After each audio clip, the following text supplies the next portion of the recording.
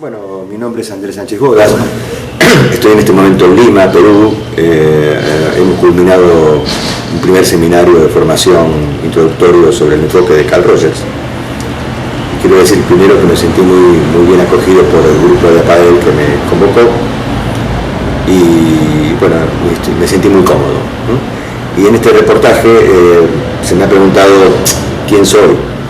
Bueno, soy un psicólogo argentino que se recibió hace 40 años en la Universidad Nacional de Buenos Aires. Me recibí como un psicólogo clásico de la República Argentina en ese momento, que seguimos el pensamiento de Freud y de Melanie Klein. Trabajé varios años dentro de ese modelo, pero como en algún lugar de mi alma o de mi psiquis o de mi interioridad, como lo queremos llamar, había aprendido una idea gracias a un tío mío que me había prestado un libro cuando tenía 15 años yo, que fue El ser y la nada de Sartre. Había en mí algo así como, que después descubrí que es el pensamiento existencial. Y yo sentía que dentro de Melanie Klein eso no me cerraba, pero era lo que sabía hacer, entonces trabajaba de eso. Hasta que las cosas de la vida, me entero de que alguien que venía de Europa traía el pensamiento de alguien llamado Carl Rogers, había estudiado eso en la Sorbonne, en París, en el Institut Catholique de París. Un colega mío me dice, yo sé que a vos te interesan esas cosas raras, porque en ese momento era algo raro, y fui a verlo a Manuel Artiles, que volvía de ese viaje, de haber estudiado, y realmente me interesó mucho el pensamiento de Rogers, y decidí hacer un proceso de cambio, de transformación. Me formé en ese pensamiento con un grupo pequeño de colegas y lentamente fui pasando del psicoanálisis al enfoque rogeriano. Paralelamente, como no estaba del todo convencido todavía en ese momento de la validez o de la eficacia o eficiencia de este modelo, simplemente me gustaba. Me gustaba porque daba cuenta del concepto de persona, daba cuenta de un modelo más filosófico, no tanto de un modelo médico como es el modelo psicoanalítico. Daba cuenta de una forma de entender y de escuchar a la gente más como personas que como pacientes. Daba cuenta de esta idea existencial de Sartre y después, bueno, Heidegger, Merleau-Ponty, Husserl y todos esos autores, Spinoza, Kierkegaard, Camus. Uno podría nombrar muchos autores hoy. Y exploré la Gestalt, hice cursos, me formé en Gestalt también algún tiempo, exploré el psicodrama, exploré el ensueño despierto, también hice algunos cursos de pensamiento sistémico. Sí, realmente recorrí muchas líneas, estaba buscando mi identidad profesional, sabía que no quería ser psicoanalista y todavía no sabía bien qué quería hacer, mientras tanto seguía atendiendo. Espero no haber hecho mucho daño en ese momento con mi búsqueda de identidad, hasta que alrededor de mis 30 años aproximadamente decidí, me convencí de que el enfoque centrado en la persona, así se llama hoy, de Carl Rogers, era mi modelo, porque encaja con mi persona. Un modelo que básicamente busca el encuentro, busca la salud, cree que es posible la salud, el desarrollo de los potenciales, todo eso que sabemos o saben algunas personas que toman ese modelo.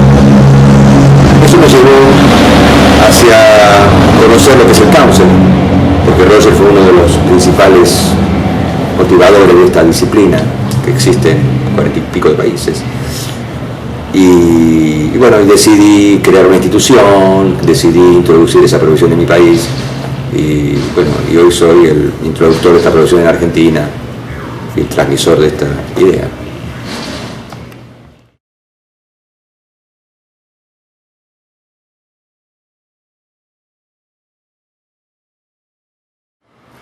Bueno, Carl Rogers fue, y digo fue porque nació en 1905 y murió en 1987, uno de los principales propulsores del movimiento humanístico de la psicología internacional.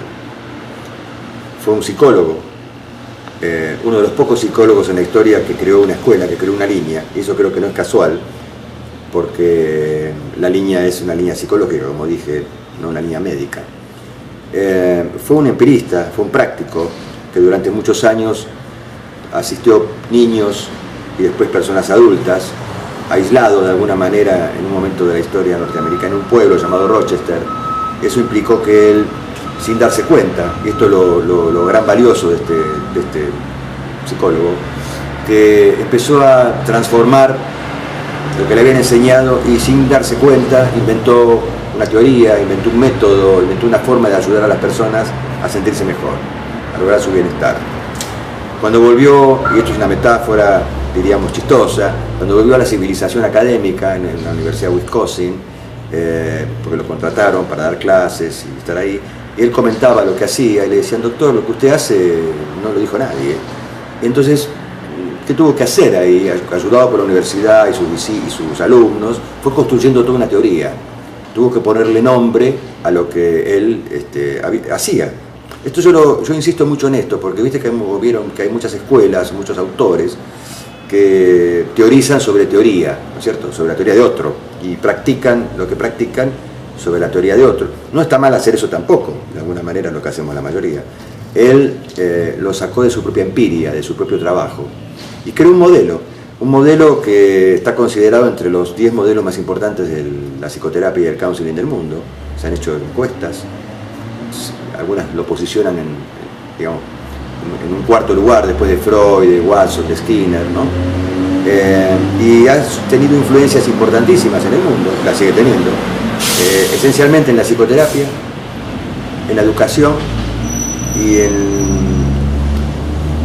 algo que se conoce poco de él, que es el trabajo social político que hizo en los últimos años. En psicoterapia, porque creó un método terapéutico. En counseling, porque creó una forma de hacer counseling. En educación, porque se dedicó mucho a analizar la educación norteamericana, donde él vivía. Hizo tremendas críticas al sistema educativo americano y generó lo que se llama educación centrada en el alumno, de lo cual hay libros escritos. Hay uno que es Freedom to Learn, que es Libertad para Aprender, está traducido de varias maneras. Es un libro revolucionario. Fue por eso echado de muchos lugares.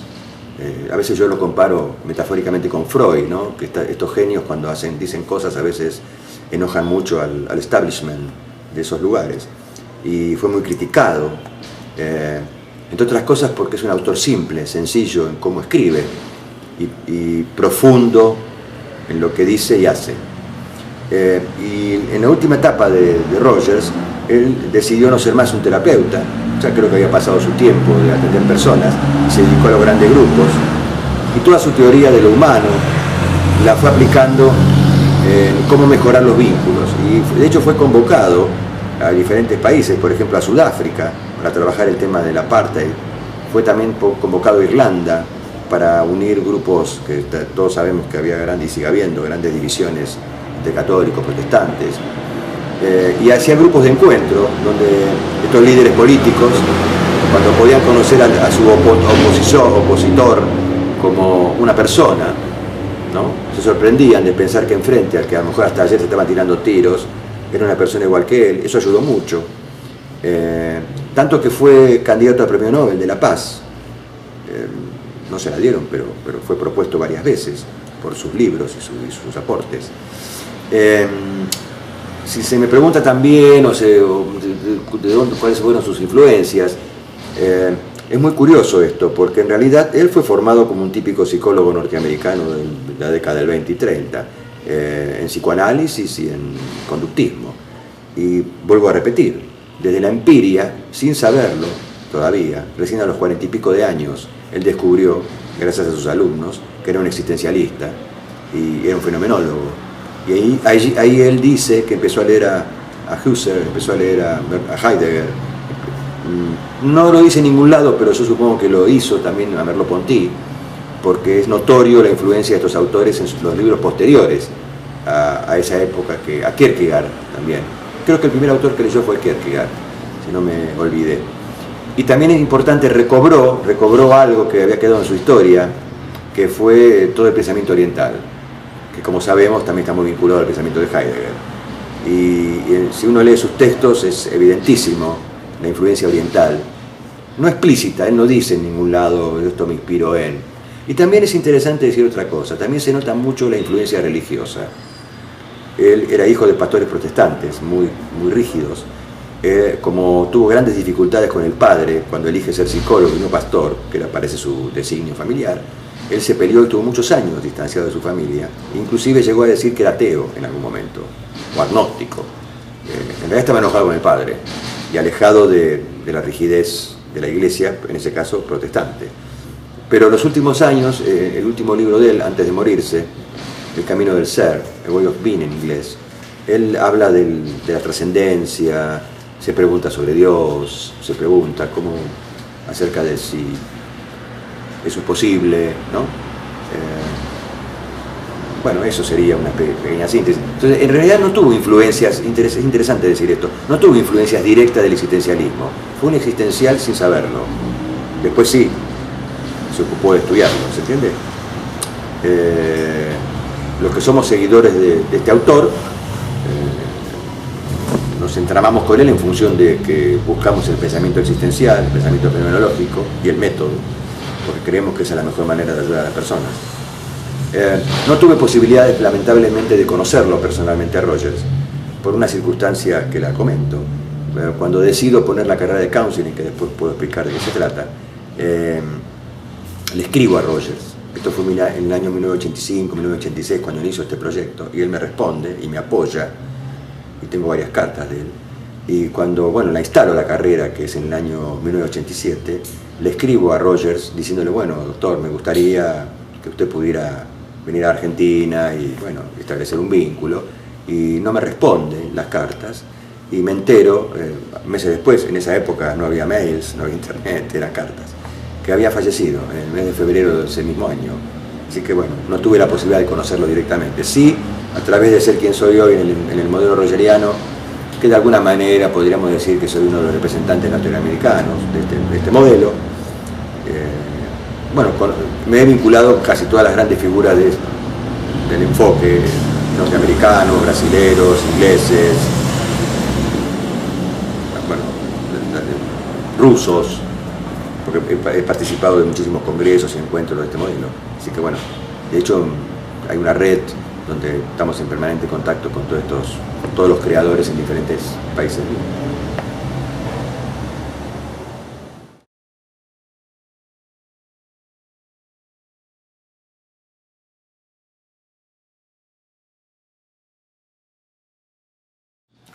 Bueno, este autor lo que fue creando, como dije, casi sin darse cuenta, ¿no? En la práctica, tuvo que conceptualizar, porque cuando uno crea una línea terapéutica, como es el caso de él, hay que poder contársela a los demás, y sobre todo a nivel académico. Y bueno, voy a hacer una breve síntesis de sus principales conceptos teóricos, ¿no? Como era una persona que además había vivido en el campo y había visto el funcionamiento de la naturaleza, tiene un principio bastante biológico en su concepción. No es que sea biologicista, sino que, ahora lo voy a explicar más claramente. Él cree que todos los seres vivos tienen una fuerza vital, podemos llamarle pulsión vital si queremos. Él le llamó tendencia actualizante. Si todo ser vivo tiene una tendencia a poner en acto sus potencialidades si las condiciones se lo facilitan y se lo permiten. Entonces la tarea que él dice, ¿cómo podemos hacer nosotros para pensar en cuáles son las condiciones adecuadas para que un ser humano crezca positivamente y despliegue sus potencialidades?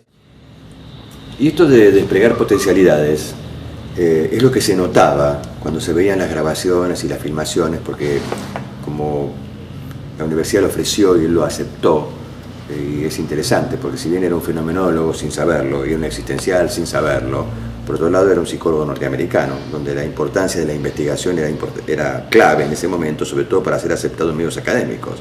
Entonces la forma que eligió, que decidió él, fue grabar sesiones directamente y observarlas con un equipo de trabajo. Le decía a sus consultantes que iban a hacer, si aceptaban o no ser grabados, y entonces comparaban el método con otras grabaciones de otras líneas.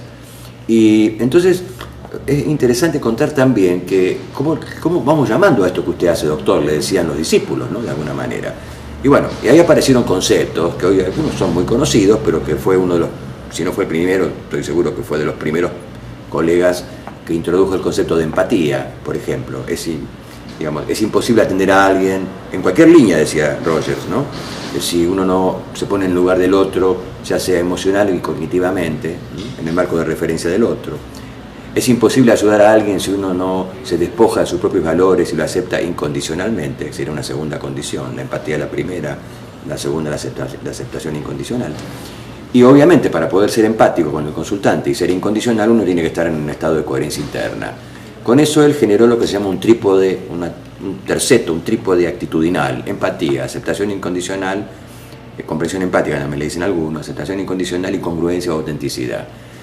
Para él, condiciones necesarias y suficientes para un proceso terapéutico. Si eso se instala en un vínculo, para Rogers, esto ya es un proceso curativo en sí mismo, ¿se entiende? Una relación que es curativa en sí misma. Sea de un vínculo terapéutico, él también después, podemos verlo, también lo traslada a las relaciones de pareja, de familia, a la escuela, ¿no? Por eso la enseñanza que propone Rogers, si bien es leer la teoría de personalidad que tiene, todas las construcciones teóricas que hizo a posteriori, dice que es imposible ser rogeriano, trabajar con el modelo de él, si la persona no experiencia estas tres actitudes y no las puede poner en práctica con sus consultantes o pacientes. Es importante también aclarar que cuando hablo del concepto de empatía, que a veces está muy mal entendido y mal usado, en general por muchos colegas, está pésimamente usado, él no lo usaba como una herramienta o un instrumento, sino no lo usaba en realidad, se instalaba en una relación empática, que no es lo mismo, como hacen algunos colegas, se ponen en el lugar del paciente o del consultante para después interpretarles, darles un consejo, una sugerencia. Él lo que hacía es estar en situación de empatía permanente en esa hora, en esos 50 minutos o en el tiempo que estaba con su consultante. Para ello estaba también en situación de incondicionalidad, de aceptación incondicional, y para eso también estaba, en la medida de sus posibilidades, en estado de congruencia o autenticidad. A partir de allí, él hablaba, obviamente, intervenía, decía algo ante el discurso y la demanda de su paciente o consultante. Y también hubo que ponerle nombre a esas cosas que él hacía, y los nombres que hoy se conocen son reflejos simples, que de alguna manera implicaban intentar comprender en lo lingüístico, en este caso, ¿no? O también en lo gestual, qué estaba diciendo su consultante, y se lo devolvía con una intención nada más ni nada menos de que el consultante se sienta escuchado, aceptado, comprendido, y para que pueda seguir hablando y abriendo su esquema, en ese caso verbal, y después descubrieron que también eso facilitaba mucho la ampliación de la percepción, con ese simple recurso, que no es, como algunos lo han ironizado, repetir palabritas, sino estar, como los que sabemos fenomenología, hacer una reducción fenomenológica, una epogé, como también se llama, llegar a la esencia del discurso, y a partir de ahí, con una palabra, dos o tres, o una pequeña oración, poder decirle: ¿usted me está diciendo esto? Ajá. Y chequeaba. Después también hacía otra cosa, que hubo que también ponerle nombre, que estaba atento, él muy atento, a qué emoción o qué sentimiento estaba ahí latente, no dicho, no expresado por el consultante, pero que estaba ahí, en ese vínculo, en esa relación. Y él le ponía nombre. Decía: ajá, parece que está triste, o parece que hay tristeza aquí, o detecto tristeza.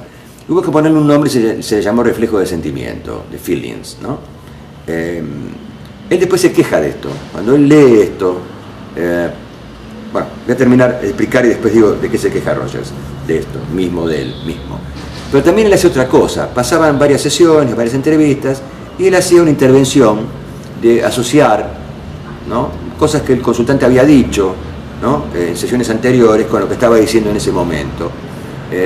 Diríamos que se podría parecer a una interpretación, pero no era una interpretación en el sentido psicoanalítico, estoy hablando, porque siempre interpretamos cuando hablamos, cuando percibimos la realidad, sino en el sentido que él no incorporaba teoría, sino: vos me dijiste hace un mes atrás tal cosa, ahora me estás diciendo tal otra, ¿no es cierto? ¿Qué asociación podemos hacer entre esto y esto? Eso le puso un nombre que se llamó reflejo elucidatorio, porque elucidaba, ayudaba a pensar. Diríamos que es el aspecto más cognitivo del método rogeriano, porque él, si se puede llamar método, porque él consideraba que también la persona, además de conectarse con su experiencia emocional, era bueno que también la pensara, obviamente, ¿no? ¿Por qué digo que se quejó después? Porque lamentablemente muchos colegas, discípulos, enseñaban el modelo de Rogers enseñando a reflejar, ¿no?, como si fuera una técnica. Ahora vamos a hacer un reflejo simple, después un reflejo de sentimiento, un reflejo elucidatorio, ¿no es cierto? Y no es lo que Rogers quiso decir. Él lo hacía, le salía espontáneamente en la experiencia de vínculo profundo que establecía con sus consultantes. Por eso desechó un poco esos nombres, y prefirió llamar chequeo de percepciones a lo que él hacía. Chequeaba, ajá, estás sintiendo esto, ajá, estás pensando esto, ajá. Él fue un terapeuta verbal, no utilizaba otro recurso más que la palabra. Él lo dijo varias veces en algunos reportajes y artículos, que le hubiera gustado también incorporar otras cosas, pero a él no le salían bien. Inclusive admite y admira a su hija Natalie Rogers, que incorpora el arte y otros recursos, y colegas posteriores que empiezan, como Gendlin, por ejemplo, que crea el focusing, o algunos colegas, entre los cuales me incluyo, que a veces incorporan recursos de la Gestalt, o del psicodrama, o de visualizaciones, recursos digo, no es que son psicodramatistas, nada, sino que algunos recursos que pueden ser válidos, porque son tomados de líneas terapéuticas que tienen, por lo menos en algunos aspectos, cierta similitud epistemológica y filosófica, líneas humanísticas, como es la Gestalt, el psicodrama moreniano, el focusing de Gendlin. ¿Se entiende esto? Porque no es que él use un recurso del conductismo, sino un recurso que puede ser compartido con el consultante, ofrecido al consultante en algún momento. Si el consultante quiere, se hace; si no quiere, no se hace. Y acá es importante aclarar que cualquier intervención que hace alguien que sigue esta línea, y si el consultante no la acepta, no es considerado una represión, una negación, una defensa, sino que, bueno, seguiremos explorando. Esto es la idea que él plantea. Porque tiene un concepto más de base aún, que es el concepto de no directividad, que fue el primer nombre que le puso a su modelo, psicoterapia no directiva.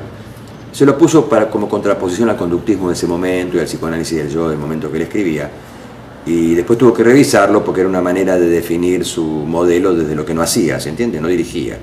Pero es interesante porque esa impronta no directiva, aunque él después le cambió el nombre por psicoterapia centrada en el cliente y después por psicoterapia centrada en la persona,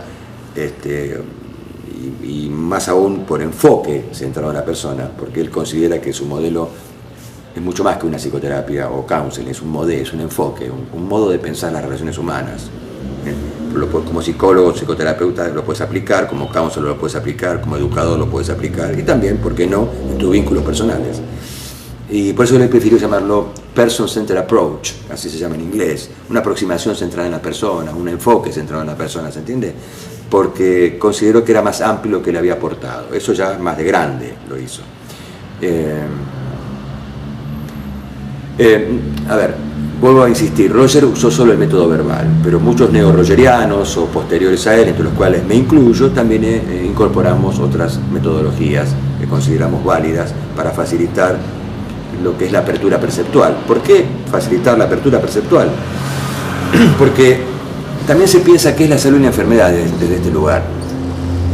¿Quién está sano, quién está enfermo? Gran debate que, bueno, podríamos discutir en congresos largo y tendido, y quizás nunca nos pondríamos bien de acuerdo, pero de alguna manera él plantea un concepto de desarrollo de los potenciales. ¿Qué quiere decir? Una persona que podríamos llamar sana, discutible como nombre, pero bueno, para ponernos de acuerdo, es una persona que en principio tiene los problemas cotidianos de la vida, los tiene porque quien no somos personas, pero fluye en la vida, es un siendo en la vida, transita la vida manejando esos problemas de la mejor manera, sin perjudicarse y sin perjudicar al otro, y con un valor. Es importante, Roger le da mucha importancia a los valores también, un valor humanístico, un valor que implica la consideración de nosotros, la consideración del otro, no solamente la realización personal e individual, ¿se entiende? Ahí está el concepto de persona también, que es un concepto debatible, y se está hoy, en el 2013, que estamos debatiendo, porque también muchas veces cuando uno habla de persona parece que se confunde con individuo, y persona es vínculo, persona es nosotros, persona es el otro y yo al mismo tiempo. Bueno, gran debate al respecto de este concepto, pero bueno, él consideraba que la persona siempre es en vínculo, en relación, no es un individuo indiviso, en ese sentido.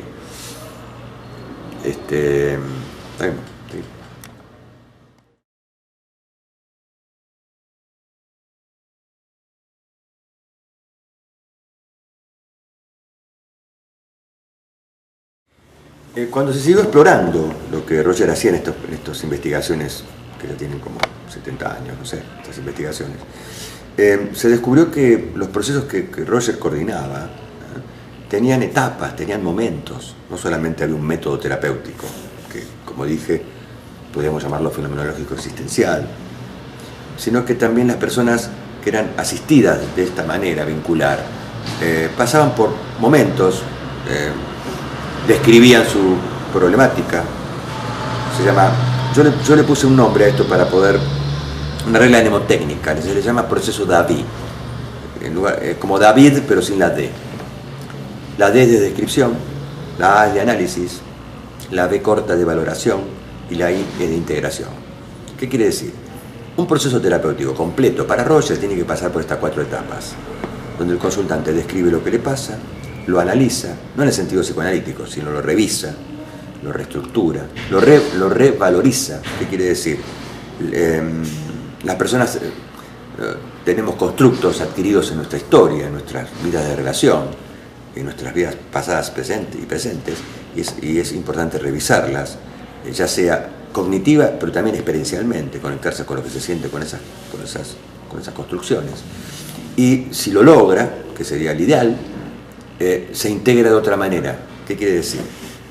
Las personas, si nos vienen a ver, es porque algún grado de desorganización tienen, algún grado de ruptura entre la experiencia de su organismo y la realidad, entre su ideal, entre su sí mismo, lo que pretende y lo que le pasa, y también quizás algún tipo de sufrimiento manifestado en lo que comúnmente la psicología médica llama síntoma, palabra a debatir también. Y por eso consulta, si no, no consultaría, si no hubiera algún malestar. Y la idea de Rogers fue siempre cómo podemos hacer para que a través de este encuentro terapéutico, de persona a persona, revise ese malestar, lo resignifique, lo revalorice, lo resuelva, obviamente, de alguna manera, y encuentre una manera de vivir donde predomine el bienestar. No era un iluso, ni ningún idealista, ni ningún, vamos a ser sinceros, ni ningún idiota, sabía que era imposible vivir en estado de bienestar permanente, sino lograr espacios más o menos constantes de bienestar, ¿se entiende? Es decir, nadie logra estar en bienestar todo el tiempo, salvo, no sé, alguna persona muy especial. Pero, y eso se llamaría integración, que sería más o menos lo que él podría pensar una persona sana, una persona integrada. Y si una persona está integrada, en general, elige lo mejor para sí y los demás, en sus conductas, en su vida. Y elegir lo mejor para sí y los demás es vivir adecuado a sus intereses, a sus valores, a sus proyectos. Eso sería, de alguna manera, una muy sencilla definición, es mucho más complicada en los textos. Es interesante, porque también se puede debatir desde este modelo el concepto de enfermedad. Yo a veces esto lo digo cuando doy mis cursos, poca gente sabe, si bien hay varias maneras de entenderlo, pero hay una que es muy interesante, que es, enfermedad viene de una palabra que es infirmar, algo así como que algo que debe funcionar de determinada manera no funciona, por eso es una palabra médica, ¿no? Es decir, fíjense, Buber, autor interesante, muy vinculado filosóficamente a Rogers. De hecho, Rogers tuvo entrevistas con Buber cuando descubrió que él era un existencial. Con Paul Tillich también tuvo entrevistas y hay diálogos con estos autores. Y con Maslow, y entre todos ellos y muchos otros más crearon el movimiento humanístico en el año 1962. Fíjense que él decía, claro, ¿por qué utilizamos conceptos de la medicina? ¿Por qué hablamos de enfermos? La medicina está bien que hable de enfermos, porque, voy a dar un ejemplo sencillo, un riñón está hecho por quien sea, o por la evolución, por Dios, por lo que cada uno quiera creer, para filtrar, y si filtra, confirma su función, y si no filtra, la infirma. Y ahí está claro. Y de alguna manera la función de un médico es hacer que ese riñón vuelva a funcionar como debe funcionar, es decir, confirme su función. Ahora, gran debate sería pensar cuál es la función de la psiquis, cuál es la función del alma, y cuál es la adecuada y la inadecuada, ¿no? Por eso yo, en el curso que acabo de dar aquí en Perú, dije que hoy día se está diciendo que hay 1 o 2 enfermedades psíquicas, el resto son comunes a la especie humana, la depresión y la fobia. El resto son problemáticas, patologías puntuales, culturales. Es interesante leer a Foucault en este tema, ¿no? Para entender mejor esto que estoy diciendo. Lo que hoy es una patología, a lo mejor antes no lo fue, y antes hubo cuestiones que se consideraban patologías, hoy no lo son. No niega las patologías mentales graves, la psicosis, la esquizofrenia, eso obviamente existe. Lo que sí considera es que como método es muy bueno para un profesional de esta línea no tener un psicodiagnóstico previo, no tener un diagnóstico. A veces se me pregunta a mí, ¿usted atiende sin diagnóstico? Sí, no tengo la menor idea de lo que tienen mis consultantes a nivel de la concepción diagnóstica.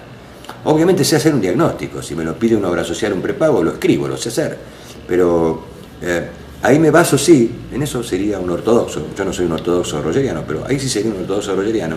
De hecho, a veces me han venido consultantes con un psicodiagnóstico, no lo leo, no me interesa saberlo. Cuando me derivan o derivo, no me interesa saber el diagnóstico que tiene, salvo que sea algo muy, muy grave. Entonces ahí uno tiene que tomar prevenciones, pero eso estamos hablando ahí de personas con unas patologías muy severas, riesgosas, de alguna manera. Pero fíjense, Roger investigaba, tomar un Roger, cuando la persona empezaba su proceso, lo cerraba en un sobre, lo guardaba, no lo leía tampoco el paciente ni el consultante. Poco tiempo después hacía otro Roger, y al fin del proceso hacía un tercer Roger, por ejemplo. Y ahí los abría y los leía en conjunto con el consultante, y es interesante. En algunos casos notaban similitudes, en otros no. Y lo que sí se dio cuenta es que si él hubiera estado influido por la primera lectura del psicodiagnóstico, quizás hubiera hecho otra cosa de la que hizo. Hubiera utilizado otro método, porque hubiera estado atento a lo que el psicodiagnóstico le marcaba que había que hacer, ¿se entiende? Se puede discutir esto, pero nosotros decidimos no trabajar con categorías nosográficas, no estigmatizar en ese sentido. A ver, voy a dar un ejemplo, que a veces se toma mal esto. Casi todas las problemáticas humanas devienen de emociones básicas. Por ejemplo, lo que se llama fobia deviene del miedo, lo que se llama depresión deviene de la tristeza, lo que se llama histeria deviene de la seducción, lo que se llama neurosis obsesiva, estoy dando ejemplos sueltos, deviene de la necesidad de orden,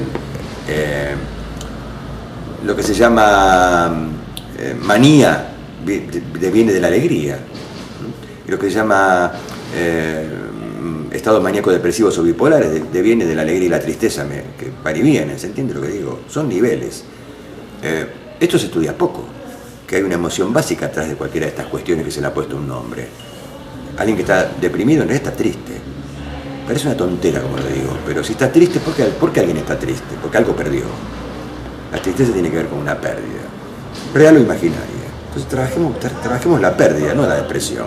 Por supuesto, si está deprimido, depresión, hay que medicarlo, estoy de acuerdo con eso.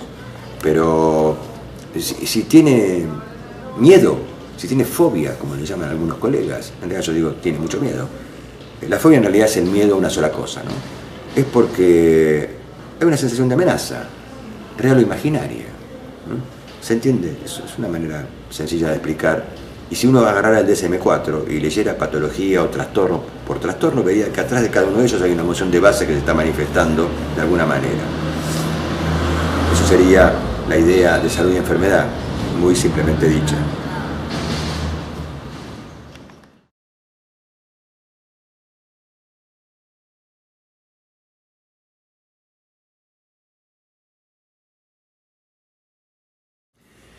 Bueno, esto es importante porque nosotros, cuando decimos que atendemos personas, no es una palabra nada más.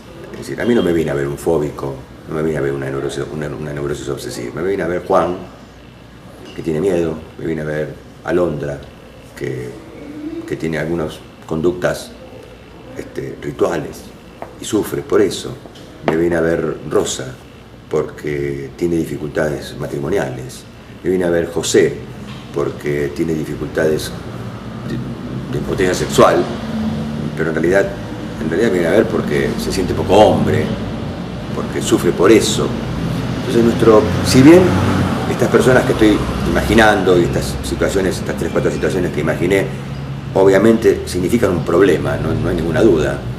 Nosotros no pensamos que sean síntomas, pensamos que son problemas. Esto es importantísimo, porque si uno considera que es un síntoma, que es una enfermedad, tendría que elaborar una estrategia diagnóstica, psicoterapéutica, metodológica.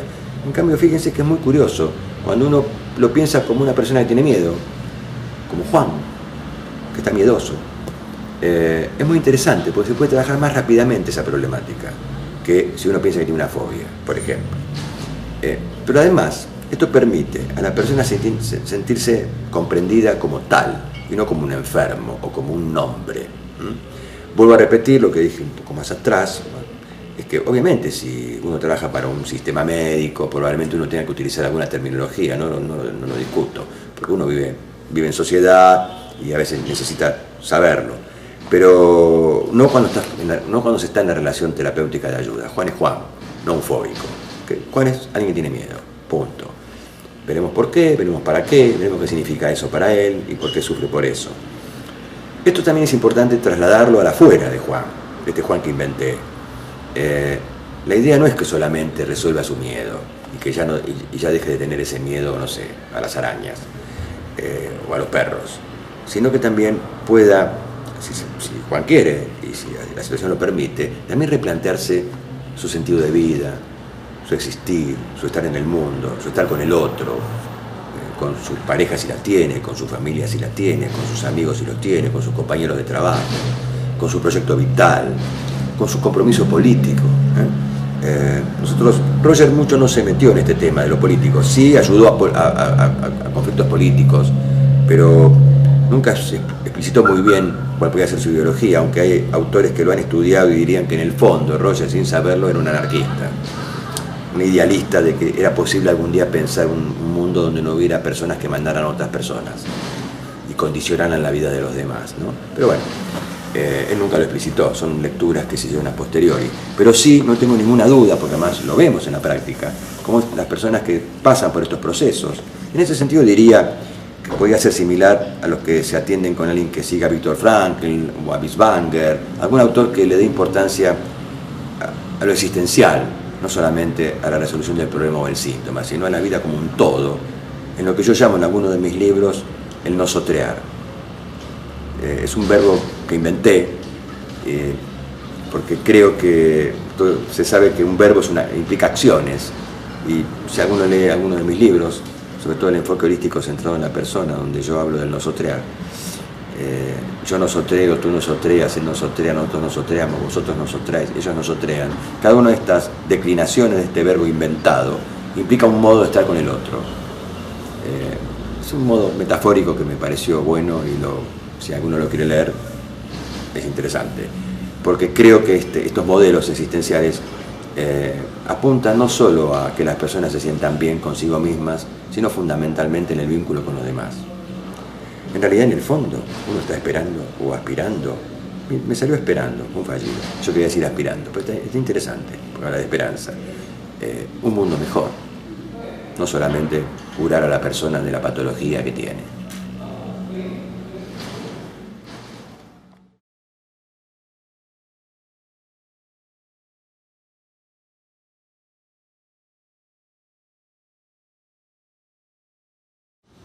Bueno, es evidente que esto es un modelo terapéutico, por consiguiente tiene muchos años de existencia y tiene muchos años de investigación.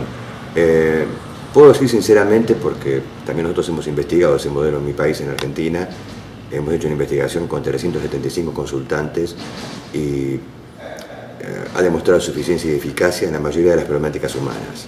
No dirían todas, creo, porque ningún método es válido para todas las problemáticas humanas.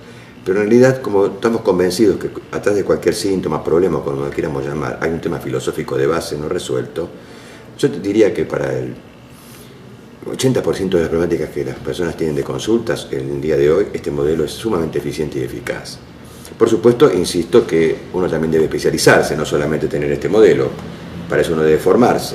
Es decir, si alguien es un psicólogo o un counselor, le voy a explicar rápidamente la diferencia, y quiere atender adictos, además tendrá que especializarse en adicciones, no solamente tener el modelo de Roger o el modelo de Frankl o el modelo que sea, sino ver cómo eso se aplica con adictos, o en pareja y familia, o en sexualidad, o en trastornos de alimentación, no sé, o en las problemáticas que hay algunas específicas, ¿no es cierto?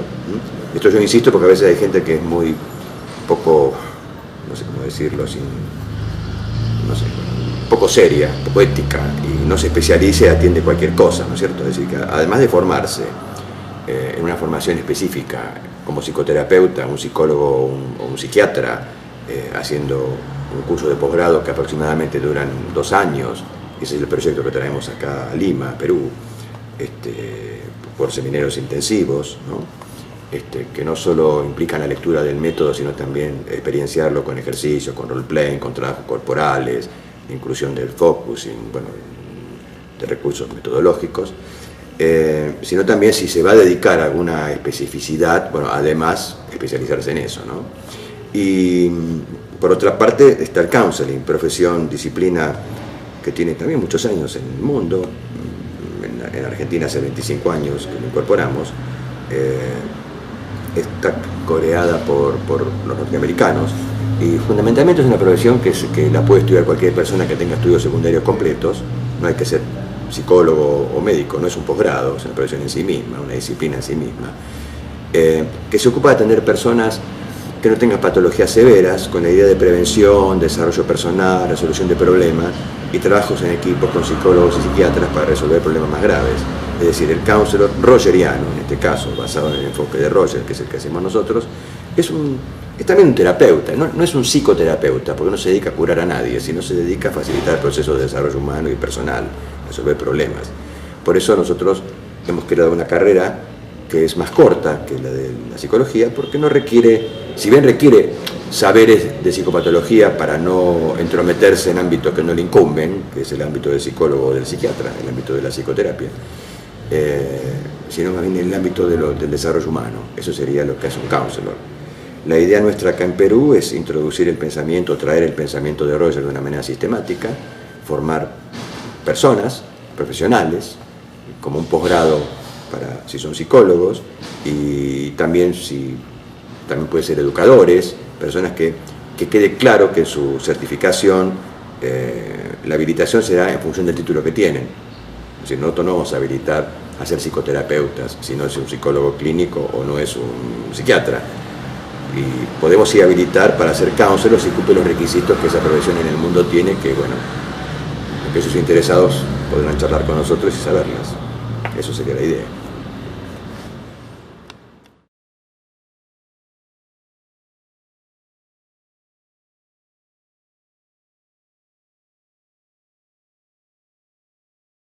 Bueno, esta formación obviamente es ampliada, ¿qué quiere decir? Nosotros coincidimos con APAEL en el sentido que estamos abiertos. ¿Por qué? Porque consideramos que los aportes de este autor no solamente es para las personas que están convencidas de este autor, sino que pueden venir gestálticos, sistémicos, psicoanalíticos, coach, gente que hace coach, educadores, insisto, porque es una formación que puede facilitar mucho para algunos decidir ser un terapeuta basado en este enfoque y para otros enriquecer el propio enfoque que tienen, sobre todo en lo vincular, en lo relacional, porque a veces, por lo menos yo puedo decir lo que observo en mi país, hay gente que sabe mucho Gestalt, sabe mucho psicoanálisis, pero no establece vínculos sanantes. Lo fundamental de Roger, si puedo sintetizarlo como una especie de frase final, es la posibilidad de establecer vínculos sanantes. Y no en el sentido New Age, que a veces se utiliza de eso, sino en el sentido científico. Está comprobado científicamente que si uno sigue las líneas básicas de este modelo, las personas tienden a sanar y sanan por el vínculo. Ahora, cada uno dice esto y parecería, bueno, lo importante es la relación, sí, lo importante es la relación, pero hay que trabajarla y profundizarla. Por eso yo, digamos, tengo muchos, en mi institución vienen gente de otras líneas a aprenderla. A veces se cambian de línea y hago un chiste y vamos con esto, pero a veces no es necesario, hasta pueden seguir sosteniendo su propio modelo, y hay gestaltistas que han incorporado este modelo y es otro tipo de gestalt el que practican, sistémicos que han incorporado este modelo, es otro tipo de sistémico que practican. ¿Okay? Entonces, bueno, los esperamos. Esa es la idea.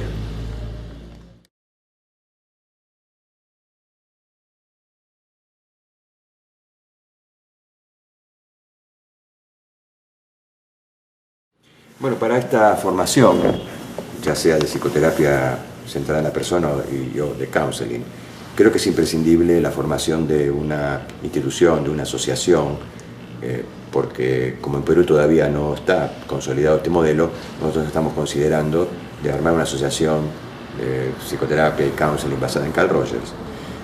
Y para eso estamos uniendo esfuerzos entre la APAEL y mi institución, la que dirijo yo, que es Olo Sánchez Bodas, institución que creé hace 26 años ya, donde formamos profesionales en counseling, damos cursos, posgrados, estamos reconocidos por la NBCC, que es la entidad que nuclea internacionalmente al counseling, National Board Certificate Council International, somos representantes de ellos. También representamos a muchas